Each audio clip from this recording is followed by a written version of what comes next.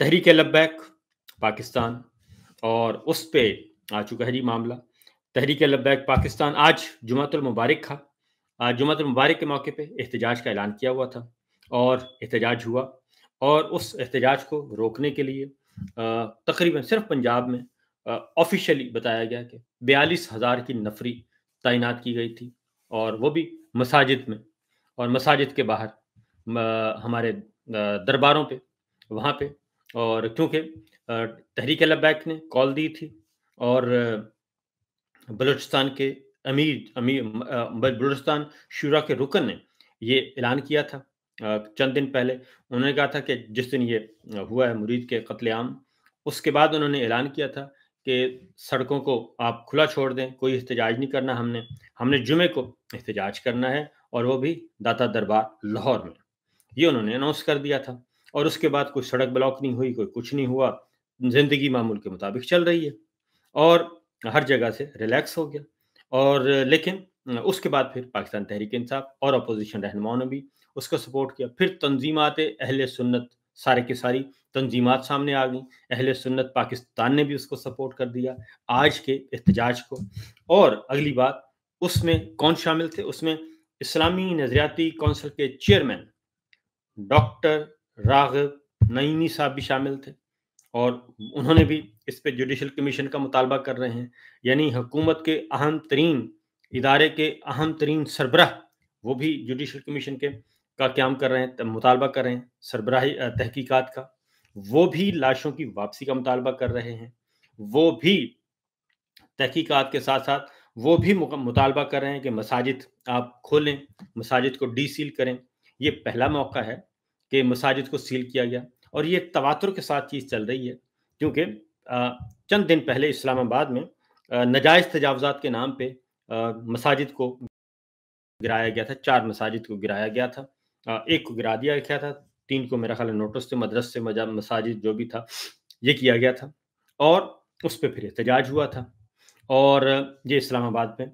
अब तहरीक लब्बैक का मामला हुआ और मामला तहरीक लब्बैक का है, सियासी जमात का है, जो कि इलेक्शन कमीशन ऑफ पाकिस्तान में रजिस्टर्ड सियासी जमात है और आप सील कर रहे हैं मस्जिदें।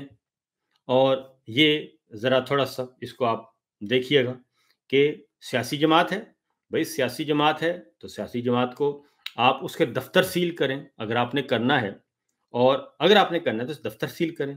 लेकिन उन सियासी जमात के जो सारे के सारे बंदे भी अंदर हैं, आप मस्जिदें सील करना शुरू कर रहे हैं। ये एक समझ नहीं आ रही कि ये मंतक़ क्या है और क्यों दफ़्तर आप सील करें? आप कर सकते हैं, वो चैलेंज कर देंगे अदालत में और वो खुल जाएगा। अदालत में ने मुतमईन होगी तो अदालत खोल देगी। लेकिन आप मस्जिदों को सील करेंगे तो फिर आपकी नीयतों पे शक ज़रूर जाएगा कि ये आखिर माजरा क्या है? क्योंकि एक सियासी जमात से होते हुए आप मस्जिदों की तरफ जा रहे हैं और उससे पहले आप इस्लामाबाद में 1-2 मस्जिदें जो हैं वो गिरा भी चुके हैं और उस पे एहतजाज हुआ तो आपने कहा दोबारा बना के देंगे। तो ये भी हुआ, मौलाना फज़लुर रहमान साहब एंड कंपनी सारे के सारे मैदान में आए थे। तो ये चीज़ें हैं। आज फिर क्या हुआ जी, आज पंजाब में 42,000 की नफ़री थी, ऑलमोस्ट तैनात की गई थी और इस एहतजाज को रोकने के लिए और दाता दरबार लाहौर कभी भी उसके इर्द-गिर्द मुहासरा कभी नहीं हुआ, लेकिन आज उसका भी मुहासरा किया गया और फ़ोर्सेज़ ने किया क्योंकि वहाँ पे उनका ख़्याल था कि बड़ा एहतजाज होगा। तो ये ऐसे होलनाक और नाक़ाबिल यकीन मनाज़िर इस्लामी जमहूरिया पाकिस्तान में देखे जा रहे हैं कि आखिर क्या हो रहा है और किस किस्म का खौफ है और ये किस किस्म का मामला है कि ये चीज़ें जो हैं वो इस तरीके से सामने आ रही हैं। और आज जो है वो आहिस्ता-आहिस्ता ये जो बिल्लियाँ और बिल्ले हैं ना, थैले से बाहर आएँगे। ये political agenda, hidden political agenda आहिस्ता-आहिस्ता सामने आएगा। क्योंकि मैं आपके सामने एक अलग से प्रोग्राम करूँगा कि ये चीज़ ही गलत है। ये ऑपरेशन जो किया गया, ये तो भई वो खुद मिन्नतें कर रहे थे। स्टेट से खुद मिन्नतें कर रहे थे कि भाई हम तैयार हैं, आप गोली मत चलाएँ, आप कोई ऑपरेशन का ना सोचें, हम तैयार हैं और हमें आप वो मुज़ाकराती टीम को भेज दें वापस, जो बात आपसे तय करके आएगी, वही हम यहाँ से अनाउंस करेंगे और हम इसको ख़त्म कर देंगे।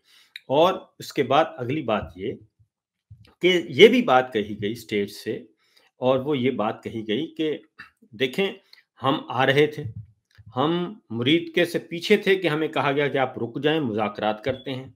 फिर अहम लोग, अहम शख्सियत, दीनी शख्सियात भी दूसरे भी आ गए कि जी आप रुक जाएँ और वो रुक गए। 24 घंटे तक स्टेट से ऐलान किया गया कि हमारे साथ कोई राब्ता नहीं कर रहा और हमें कोई जवाब नहीं दे रहा और जो लोग आए थे हमारे पास, उनको वापस नहीं आने दिया जा रहा। तो वो 24 घंटे तक बैठे रहे। अगले 24 घंटे भी कुछ नहीं हुआ। फिर आनन-फानन क्या हुआ? मैं आपको कुछ गुफ्तगू सुना देता हूँ।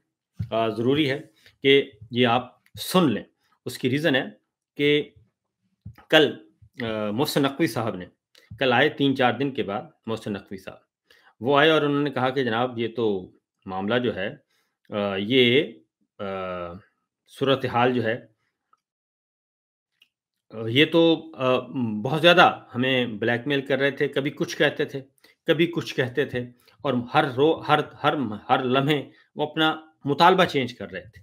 पहले मैं आपको मोहसिन नकवी साहब को सुनवाता हूँ, ताकि ये ना हो कि वो हमें कहें कि जनाब ये तो हम एक ख़ास नुक्ता नज़र के तहत बात कर नहीं, ख़ास नुक्ता नज़र नहीं है, ये बड़ा एक सोचने वाली बातें हैं और इसलिए अब चीज़ें जो हैं पॉलिटिकल एजेंडा सामने आ रहा है और पॉलिटिकल एजेंडा सामने आएगा तो फिर ये बातें निकलेंगी और ये ज़्यादा देर तक इन बातों को छुपाया नहीं जा सकता। मैं ज़रा मोहसिन नकवी साहब को पहले सुनिए ताकि आपको अंदाज़ा हो सके पहले उनका नुक्ता नज़र, फिर मैं आपको मोहसिन नकवी साहब के बाद फिर मैं और आपको गुफ्तगू सुनवाऊँगा, जिसमें ये कहा जा रहा है, राना सनाउल्लाह साहब कह रहे हैं कि तहरीके लब्बैक का कोई मुतालबा था ही नहीं। वो ये कह रहे हैं, राना सनाउल्लाह साहब, टीवी प्रोग्राम में बैठ के कह रहे हैं कि मुतालबा था ही नहीं। और मोहसिन नकवी साहब पहले ज़रा मोहसिन नकवी से क्योंकि ये ऑपरेशन के बाद की बात है, वो ऑपरेशन से पहले की बात कर रहे थे। और ये मोहसिन नकवी साहब को सुनिए जी। कल जुम्मे को इज़हारे तशक्कुर मनाएंगे फ़लस्तीन का, ना कि इज़हारे प्रोटेस्ट करेंगे वहाँ पे। अब ये हमने फैसला करना है कि पूरी दुनिया में इज़हारे तशक्कुर मनाया जाएगा और इस मुल्क में हमने प्रोटेस्ट करना है कि फ़लस्तीन के लिए जो कुछ पूरी दुनिया ने मिलकर किया, पाकिस्तान ने किया। तो मैं दोबारा से इस चीज़ की बिल्कुल आपको यकीन दिलाता हूँ कि ये पुरतशद्दुद लोगों के ऊपर पुलिस ने सड़क क्लियर कराई, इसके अलावा कोई दूसरी चीज नहीं थी। दूसरी चीज, किसी और के खिलाफ एक्शन लेने की इजाजत नहीं होगी। सिर्फ जो ओहदेदारान है उनके अलावा कोई ऐसा बंदा नहीं है जिसके ऊपर हम कहें कि उनको तंग किया जाए या हम तंग करने की इजाजत देंगे। और मेरा ख्याल है मेरी तरफ से इतनी चीजें हैं, बाकी सरदार साहब पोजीशन क्लियर करते हैं। अब एक और बात सुनाता हूँ जी, ज़रा गौर से सुनिएगा क्योंकि ये बहुत ज़रूरी है। अब ये सुनिएगा जी कि मुज़ाकरात की बात कर रहे थे, इम्पोर्टेंट। आप सबको पता होना बड़े ज़रूरी है। सबसे पहली ये कि जो लोग कहते हैं कि मुज़ाकरात नहीं हुए, मुज़ाकरात उनसे उनके निकलने से पहले से लेके आखिरी मिनट तक होते रहे। उनके तरीके लबैक पाकिस्तान के जो आला ओहदेदारान है वो आपको खुद ये बात बताएंगे। वो 2:30 बजे तक सरकारी टीम के साथ बैठे रहे और मुज़ाकरात करते रहे और हर दफ़ा उनको यही कहा गया कि आप वापस चले जाएं, आपको कुछ नहीं कहा जाएगा। लेकिन हर दफ़ा उनकी शराइत एक से एक बढ़ के थी। क्या उनसे पूछें कि क्या उनकी कॉज फ़लस्तीन थी या वो लिस्ट आप देखें जिसमें उनकी शर्त है कि ये फलां कातिल है, इसको जेल से रिहा कराया जाए, एक दहशतगर्द है, उसको जेल से रिहा कराया जाए। तो क्या अच्छा जी, ये अब कह रहे हैं कि ये उनकी लिस्ट थी। अब एक और सुनिए, पूरी ज़रा गुफ्तगू सुन लें, उसके बाद फिर आपको मैं राना सनाउल्लाह साहब की बात सुनवाऊँगा। खुद बीच में आई, उन्होंने उनको भी डिच किया, सुनें। उन्होंने बाकी लोगों को भी डिच किया। मुझे सिर्फ एक चीज बता दें, ये पिछले 2-3 माह से क्या ऐसी चीज आ गई है पाकिस्तान में कि कहीं ना कहीं से हर 15 दिन बाद एक प्रोटेस्ट बड़ा होना जरूरी है।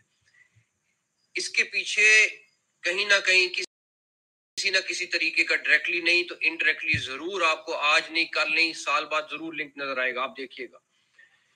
लेकिन हम आज भी ये कह रहे हैं कि पुरअमन प्रोटेस्ट करना आपका हक है, आप करें, बिल्कुल करें। लेकिन अगर आप उसमें वेपन्स लाएंगे, उसमें आप लोगों की गाड़ियों को तोड़ेंगे, आप ये बताएं कि इन्होंने जो गाड़ियां हायर की थी इनमें से किसी एक को भी इन्होंने रेंट पे हायर किया था या गन पॉइंट पे उन्होंने ली? हमारे पास फुटेजेस मौजूद हैं कि किस तरीके से उन्होंने गन पॉइंट पे गाड़ियां ले रहे हैं और अपने जुलूस में शामिल कर रहे हैं।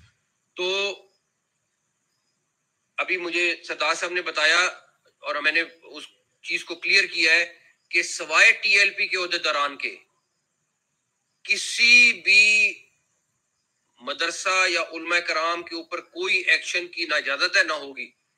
वो सब के सब हमारी तरह कल जुम्मे को इज़हारे तशक्कुर मनाएंगे फलस्तीन का, ना कि इज़हारे प्रोटेस्ट करेंगे वहां पे।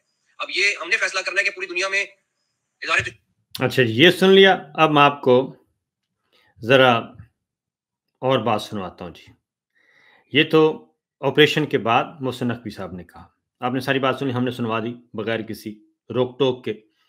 और उसके बाद राना सनाउल्लाह साहब वो आए, अपीयर हुए, इससे पहले, ऑपरेशन से पहले की बात है। और उन्होंने कहा कि नहीं जनाब, ऐसी तो कोई बात ही नहीं थी, उनका कोई मुतालबा है ही नहीं। उनका मुतालबा बड़ा सिंपल है और वो सिंपल मुतालबा ये है कि वो जाना चाहते हैं एक सफारत खाने में, एक याददाश्त पेश करना चाहते हैं और हम उन्हें इस बात की इजाज़त नहीं दे रहे और हमें हुकूमत को ये कबूल नहीं है कि वो सफारत खाने जाके एक पेश करें जी, एक एहतजाजी मरासला पेश करें। उन्होंने कहा जी हमें कबूल नहीं है, हुकूमत को ये कबूल नहीं है ये बात। और मैं आपको सुनवा देता हूँ। जी आ गया जी। ये हामिद हामिद मीर साहब का, आई थिंक हाँ जी, हामिद मीर साहब का प्रोग्राम है। ज़रा सुनिए राना सनाउल्लाह साहब की बात। अभी आपने मोहसिन नकवी साहब की सारी बातें सुन ली हैं। मुतालबात ही नहीं थे, वो सिर्फ ये लॉन्ग कोई मुतालबात ही नहीं थे, वो सिर्फ ये लॉन्ग मार्च करते हुए इस्लामाबाद आना चाहते थे और इस्लामाबाद में एक गैर मुल्की एक फॉरेन एम्बेसी जो है वहां पे वो अपनी याददाश्त पेश करना चाहते थे, जो कि गवर्नमेंट के लिए एक्सेप्टेबल नहीं थी कि उनको इस्लामाबाद तक मार्च करने दिया जाए या इस्लामाबाद में वो दाखिल हों या वो जो फॉरेन एम्बेसीज का एरिया है वहां पे जाए। तो ये बात उन्होंने कही है राना सनाउल्लाह साहब ने। मैं दोबारा सुनवा देता हूँ। आपने मोहसिन नकवी साहब की मैंने सारी बातें सुनवाई और उनके साथ वफाकी वज़ीर भी खड़े थे, सरदार यूसुफ साहब।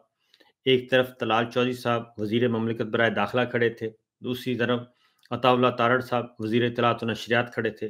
4 वज़ीरों की गुफ्तगू मैंने आपसे सुनवाई।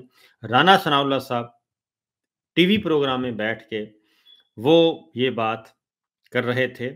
मंडे के रोज़ उन्होंने ये बात की है, सोमवार के इतवार के रोज़, सॉरी, इतवार को बात की है उन्होंने, पिछली इतवार को। ज़रा सुनिए, दोबारा सुन लें। राना सनाउल्लाह साहब कह रहे हैं कि कोई मुतालबा नहीं था, सिंपल ये था कि वो जाना चाहते थे इस्लामाबाद आके सफारत खाने। और सफारत खाने किसने जाना था? 4 लोगों ने या 3 लोगों ने, जिसको हुकूमत ने परमिट करना था। वो सफारत खाने के दरवाज़े पे जाके वो अपना जो है वो एहतजाजी मरासला उनके हवाले करते और आ जाते। और ये कोई ऐसी अनहोनी बात नहीं है, मैं अगली बात बता दूँ कि क्योंकि साल हा साल से कश्मीर जो हमारे कश्मीरी भाई हैं, आज़ाद कश्मीर, वो हर साल, अब तो ख़ैर प्रैक्टिस ख़त्म हो गई क्योंकि हम कश्मीर को भी भुला चुके हैं। वो हर साल आते थे, वो इस्लामाबाद आते थे, कश्मीर के जितने भी हम डेज़ मनाते थे, कौमी दिन मनाते थे और मुख्तलिफ़ वो सारे अयाम भी वो ख़त्म हो गए हैं, हमने वो ख़त्म कर दिए हैं।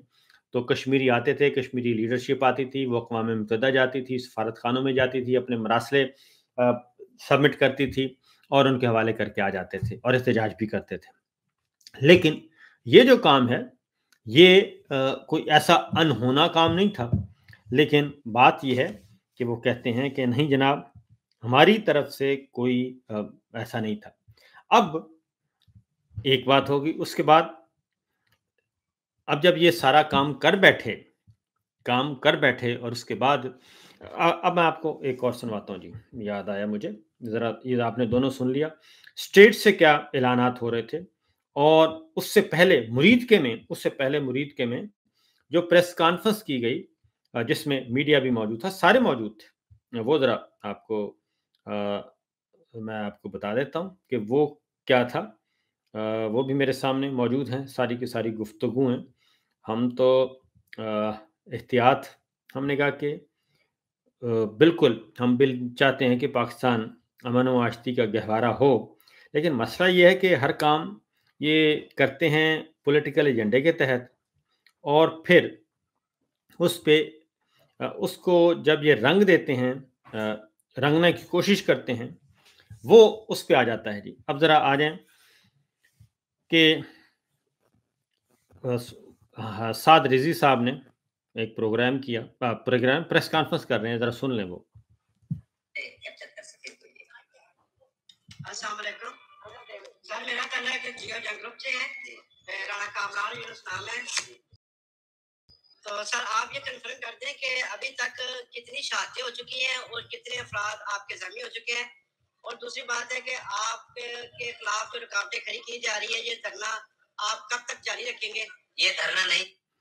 अच्छा, वो कह रहे हैं अब ये ऑपरेशन से बहुत पहले की बात है, जब इनको कहा गया कि आप रुक जाएँ, तो वो रुक गए। रुकने के बाद अब वो पूछ रहे हैं कि जनाब ये आपका जो है धरना, तो वो कहते हैं पहली बात है ये धरना नहीं है, सुन लें ज़रा। दोबारा सुन लें ताकि आपको आवाज़ क्लियर नहीं थी, मैंने कहा आपको बता दूँ, ज़रा सुनिए। ये प्रेस कॉन्फ्रेंस कर रहे हैं मुरीद के में ऑपरेशन से तकरीबन 24-36 घंटे पहले की बात है ये। सुनिए। अस्सलाम वालेकुम सर, मेरा कहना है कि जियो जंग ग्रुप से है, राणा कामरान यूनुस नाम है। तो सर आप ये कंफर्म कर दें कि अभी तक कितनी शहादतें हो चुकी हैं और कितने अफराद आपके जख्मी हो चुके हैं।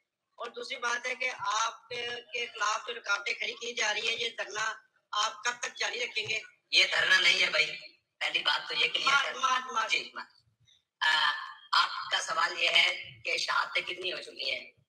शहादतें इतनी बेशुमार हैं कि हमसे लाशें भी छीन ली गई हैं और अस्पताल के अंदर जख्मी जो क्रिटिकल जख्म थे, बहुत सारे लोग जो हमारी आंखों के सामने तिब्बी इमदाद न मिलने की वजह से शहीद हो चुके हैं और बहुत सारे रास्ते में और बहुत सारे जाकर अस्पतालों में जिनको गायब कर दिया गया है। हम इस वक्त कुछ भी अपनी तादाद नहीं कह सकते कि जनाब कितनी शहादतें हो चुकी है, बेशुमार है। और जो गोली लगने की वजह से जख्मी लोग हैं जो हमारे पास आए और फिर गए तिब्बी इमदाद के लिए या सामने थे, उनकी तादाद 100 से बिल्कुल ज्यादा है, जो बिल्कुल, और उनमें से अक्सर इतने ज्यादा है कि उनके आजाद काटे बगैर बात नहीं बनेगी या उनके आजाद मौके पर ही कट गए और ये हालत है। और हमारा ये मार्च किसी के खिलाफ नहीं है, ये हमारा मार्च इसराइल के खिलाफ है, उसके जुल्म के खिलाफ है और उसके, लेकिन उन हट धर्मों और उन बेलगाम जुबानों वालों से ये कहता हूं कि इतनी ढिठाई से झूठ तो नेतन्याहू भी नहीं बोल पाता जितनी ढिठाई से झूठ आज तुम पाकिस्तान में फैला रहे हो। किसी किस्म का कोई मुतालबा नहीं था, किसी किस्म का कोई धरना नहीं था, ये तो सिर्फ यकजहती थी और यकजहती पूरा पाकिस्तान, पूरी दुनिया कर रही है। हमारा जुर्म क्या है कि हमने यकजहती की है। ये है जी। उसके बाद एक और किया गया और वो ये था कि इजाज़तनामा, इनके पास इनको बाकायदा इजाज़त दी गई। ये साद रिज़वी साहब से पूछा गया सवाल, तो इस वक्त मैं आपको वो बात कर रहा हूँ क्योंकि मामला इस वक्त और है। मामला ये नहीं है, आप टीएलपी की सियासत से हज़ार इख्तलाफ कर सकते हैं, उनके तरीक़ा सियासत से, उनके मुतशद्दिदाना रवैयों से, उनके मुतशद्दिदाना पॉलिसियों से हज़ार इख्तलाफ है। लेकिन सवाल ये है कि जब आपने खुद इजाज़तनामा दिया और वो आ रहे थे और उस इजाज़तनामे से पहले ही आपने माहौल को खुद ख़राब किया, क्रैक डाउन करके, जबकि वो सो रहे थे, अभी 2 दिन पड़े थे, तो काम शुरू हो गया था। जुमेरात को ही ये काम शुरू कर दिया गया था। ज़रा सुनिए अगला। 92 न्यूज़ और न्यूज़ एजेंसी एनएनए से तल्लुक़ है मेरा। जी, मेरा पहला सवाल ये है कि सर हुकूमती वज़रा बार-बार प्रेस कॉन्फ्रेंस कर रहे हैं कि आप बगैर इजाजतनामे के जो है ये रैली निकाल रहे हैं। दूसरा ये है कि क्या आज इतना मतलब ये कि फलस्तीन के हक में मुसलमान ने निकलना है, क्या इस वक्त तक जो है हुकूमती सतह पर या कोई जराए जो है आपके साथ बैठने के लिए तैयार हैं? हमारे जराए का कहना है कि मौलाना फजल रहमान साहब आसिर मैं आपको पहली बात यह है कि इजाजतनामा मौजूद है, हम मीडिया पर आपके सामने पेश कर देते हैं। और दूसरी बात यह है कि हमें कल ये राब्ता किया गया कि मुलाकात हम आपसे बात करने के लिए तैयार है, लेकिन शर्त यह है कि आप अपने मार्च को रोकें। तो मार्च तकरीबन 24 घंटे हो गया है, यहाँ रुका हुआ है, लेकिन हुकूमत की जानिब से किसी जानिब से मुज़ाकरात का कोई अमल शुरू नहीं किया गया और ना ही राब्ता किया जा रहा है, ये तय कर लें। और जिन लोगों ने राब्ता किया है वो अपने तौर पर राब्ता कर रहे हैं, लेकिन उनको हुकूमत की तरफ से कोई जवाब नहीं मिल रहा मुज़ाकरात के लिए। पाकिस्तान के अंदर बहुत बड़ी सियासी शख्सियत भी हैं, मजहबी भी हैं, वो राब्ता करते हैं, लेकिन हुकूमत की जानिब से उन्हें कोई जवाब नहीं दिया जा रहा। और हुकूमत सिर्फ डराने और धमकाने और प्रेस कॉन्फ्रेंसों पे लगी हुई है। और मुज़ाकरात के दरवाजे हमेशा के लिए खुले हैं, हमेशा के लिए खुले रहेंगे, मुज़ाकरात हमेशा होते रहेंगे। लेकिन बात यह है कि हमारी चाहत तो ये थी कि यहाँ कोई बात है ही नहीं, हमारी चाहत तो ये थी कि आपने ग्रीन बस चलाई हुई है, काश वो हमारे साथ होती, यहाँ पर हम उस पर बैठकर फलस्तीन की यकजहती करने के लिए जा रहे होते हैं। लेकिन अफसोस ये है कि आपने ग्रीन बस की बजाय हमारे, तो वो कहते हैं हमारे पास ये सब कुछ था, इजाज़तनामा भी था, हर चीज़ थी, लेकिन हमें जनाब आगे जाने ही नहीं दिया गया और हमसे मुज़ाकरात भी नहीं किए जा रहे। तो ये सिचुएशन, ये सूरत हाल थी और उसकी वजह ये थी कि इधर मामला चल रहा था टीएलपी का और उसके बाद कहते हैं जी अब उससे पहले उन्होंने तलाल चौधरी साहब आए, वो भी ज़रा सुन लें। वो कहते हैं जी ये 2000 लोग हैं और टीएलपी के जत्थे में और ताकत का इस्तेमाल हमने नहीं किया, इसलिए ये निकलने में कामयाब हो गए। नहीं तो किसी की क्या मजाल थी कि ये निकलते। ज़रा सुनिए। तादाद 2000 से जायद नहीं है, ये वहां से निकला है अपने मरकजी दफ्तर समनाबाद से और वहां से बंद रोड से होते हुए ये रावी रोड की तरफ जा रहे हैं। ये इसलिए निकलने में कामयाब हुए हैं क्योंकि पुलिस और हुकूमत ने ये इन पर ताकत का इस्तेमाल नहीं किया। इनको समझाने के लिए, इनको बताने के लिए वहां पर कुछ रुकावटें लगाई गई, मगर ताकत का इस्तेमाल नहीं किया गया। नहीं तो क्या मजाल थी इस 2000 की कि ये पाकिस्तान की सिक्योरिटी फोर्सेस, खुसूसन लाहौर पुलिस अगर रोकना चाहती तो ये रोक ना पाते। लेकिन फिर वही रास्ता अपनाना पड़ता जो मुजाहिरीन कर रहे हैं। लोगों को तो वीडियोस दिखाई जा रही हैं लब्बैक या रसूलुल्लाह का नारा लगाने वाले, लेकिन वो वीडियोस हम आपको देंगे कि उसके पीछे छुप के कीलों वाले डंडे, रबड़ और शीशे की गोलियां और टेनिस बॉल के कील लगी हुई टेनिस बॉल जितनी बड़ी गोले जो है वो पुलिस पर दागे गए हैं, जिससे 1 दर्जन पुलिस और रेंजर्स एहलकार जख्मी हुए हैं। तो ये सूरत हाल चल रही थी कशीदगी। और उसके बाद फिर हमने उस रात भी देखा और उस रात फिर ये बाकायदा तौर पे अनाउंसमेंट्स होना शुरू हो गई। फिर इसी दौरान एक खैबर पख्तूनख्वा का कट्टा खुल गया और खैबर पख्तूनख्वा का मामला आ गया और वहाँ पे फिर सोहेल अफरीदी साहब, ये एक दूसरा चैलेंज था इनके लिए। तो इनके लिए जो चैलेंजेस थे वो बढ़ते गए और मैं ये समझता हूँ कि ये बहुत अच्छे तरीके से ये सारी चीज़ें हो सकती थीं और ये मार्च जो है, धरना मार्च आराम से ख़त्म हो सकता था, किसी किस्म का कोई मामला नहीं होना था। लेकिन सवाल, बुनियादी बात वही है कि उससे फिर क्या यही कुछ नताइज हासिल किए जा सकते थे?